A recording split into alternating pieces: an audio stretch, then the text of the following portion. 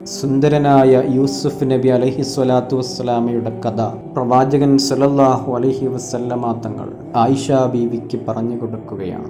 കയ്യിൽ ആപ്പിൾ നൽകിക്കൊണ്ട് മുറിക്കാൻ ഏൽപ്പിക്കപ്പെട്ട യുവതികളുടെ മുന്നിലൂടെ യൂസുഫ് നബി അലൈഹിസ്വലാത്തു വസ്സലാമ നടന്നുപോയപ്പോൾ അദ്ദേഹത്തിൻ്റെ സൗന്ദര്യത്തിൽ വീണുപോയ സ്ത്രീകൾ തൻ്റെ വിരലുകൾ പോലും മുറിച്ചു എന്ന് ചരിത്രം. എന്നിട്ട് ആ സ്ത്രീകൾ പറയുന്നുണ്ട്, വഖത്തഅന ഐദിയഹുന്ന വഖുൽന ഹശ്ശ ലില്ലാഹ് മാ ഹാദാ ബശറൻ ഇൻ ഹാദാ ഇല്ലാ മലക്കുൻ കരീം. ഇതൊരു മനുഷ്യനല്ല, ഇതൊരു മലക്കാണ് എന്ന് യൂസുഫ് നബി അലൈഹിസ്വലാത്തു വസ്സലാമയുടെ കഥ കേൾക്കുന്ന ആയിഷ ബീവി റസൂലുള്ളാഹിനോട് പറയുകയാണ്, പ്രവാചകരെ, എൻ്റെ ലോകത്തിലെ സുന്ദരൻ അങ്ങാണ്. ഒരു പക്ഷേ യൂസുഫ് നബി അലൈഹിസ്വലാത്തു വസ്സലാമക്ക് പകരം അങ്ങയെ ആണ് ആ യുവതികളുടെ മുന്നിലൂടെ നടത്തുന്നതെങ്കിൽ അവർ അവരുടെ വിരലുകളല്ല ഹൃദയങ്ങൾ പോലും മുറിച്ചു കളയുമായിരുന്നു. അതുകൊണ്ട് എനിക്കേറ്റവും വലിയ സുന്ദരൻ, എൻ്റെ ലോകത്തിലെ സുന്ദരൻ പ്രവാചകരെ അങ്ങാണ് എന്ന് ഒരു ഭാര്യ